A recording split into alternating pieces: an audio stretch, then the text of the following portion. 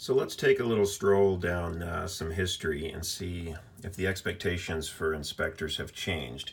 This is a reprinted edition of the 1927 Uniform Building Code, basically the first edition of the UBC. If you go to the appendix chapter, there's a nice little section here, and I'll show you on film and read it to you, about suggestions for inspectors. And I'm curious what you guys think, if some of these things are outdated or if this still applies to our work today. Remember always that you represent the city. A city is made up of all the people living therein, and your actions should be governed accordingly. All right, I agree with that. Be particular at the beginning of a job. An erroneous method is more easily corrected the first time it is practiced than after it has been in use. The reputation of being slack or easy, though it may be attained in a few days, is hard to overcome. So I think there's two important parts there. The first is about getting a method down, and I think that can be spoken to like folks building tract homes or apartment buildings. Build the one building, work with your inspector, nail down everything, how the whole process is going to go, and then repeat it however many times for all your other buildings. The next sentence about the reputation of an inspector being slack or easy, I can agree with that. I'm a pretty friendly inspector, always have been. And I can see how sometimes it can be easy for folks to think that you're just a pushover. And you have to be sure that, make sure that you make the calls when you have to make the calls. Now, that goes into the third one here that says, be friendly with everyone on the job, but familiar with no one. Familiarity dulls the edge of the inspector's authority. All right, be friendly with everyone. That's good advice. Be familiar. I don't know. Dull the edge of the authority. I think that might be up to each individual. I know that on my jobs that I'd work on with the same superintendent for year after year, sure, I would say we got familiar with each other. And I don't know, did that dull the edge of my authority? Interesting statement. Give orders to foremen, superintendents, or contractors only. That rule does not apply to things of minor importance, such as correction of form alignment, dirt in the bottom of forms for concrete, or other routine everyday occurrences. In such things, it's proper for the inspector to call the defect to the attention of the workman responsible for that particular part of the job. I get what that's kind of saying. It's saying talk to the top guys. Don't be out there barking orders to all of the workers. I also used to use this. I think this applies very well to other contractors that work, other service providers that work for the contractor, namely architects or engineers. I always made a point to call a contractor first during a plan review issue and getting his or her permission to speak to their architect or engineer, as opposed to calling that person directly. They don't work for me, they work for the contractor that's providing me the plans. So I think that also applies well to the designers and the architects and things like that, and even maybe the owners. It says, do not waste workmen's time by talking to them.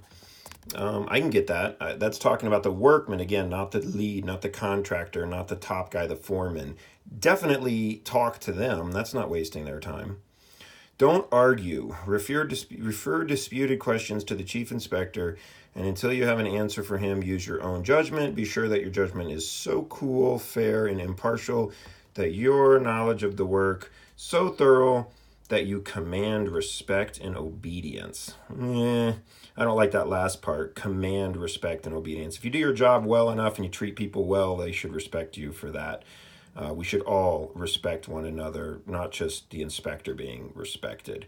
And obedience, I'm not working with dogs out there where I got to whip you into obedience. So I think those are some 1928 type of phrases that we don't really use so much today. As far as not arguing, that's some good advice I've gotten from mentors in the past. Say it once, say it like you mean it, and that's it. The more time you sit there and repeat yourself and argue, the weaker that you do come across to the contractor. I can understand that. As a talker, that's something I still have to work on. Do not try to magnify your own importance by telling outsiders of the errors you have corrected or the crooked work you have uncovered. The quality of the completed product will measure your ability.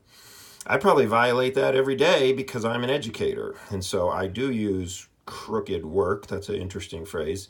and things that I have caught and found, and errors that have happened. And I use those as storytelling when I'm trying to get a point across about teaching a code provision. So maybe that's an exception for educators that we can do that. I get the point, I guess, overall is not to brag about all the bad work you found. I don't know. There's a fine line there where it becomes educational or it becomes pompous. And number 8, realize the importance of your work. The lives of many people depend in a large measure on the faithful performances of your duty. Consider your duty seriously, and others will do likewise. I do agree with that. Definitely important work. I can't help but say that is a pretty small book, and definitely was limited to some very important life safety provisions. If we pull out, well, what's just next to me right here, just the 2012 edition of the IRC, it's not the place of the inspector to decide what code that's been adopted is actually valid and should be enforced. But I'm going to be the first one to say our job as inspectors were a fair bit more important probably with the limited provisions, the really important ones that we saw back in this life safety code versus some of the fluff and additional stuff we have in this code. Nonetheless, when it comes to administrating the code as a provider for a city or jurisdiction, that's not the place to argue what's in the book. That's where you want to be involved in code modification processes. Try to make sure we keep a core of the safety we're trying to provide. Anyway, I just thought that was an interesting find. Love code history, love to learn from it. And way back 1927, a lot of that advice for the inspectors still hold for today.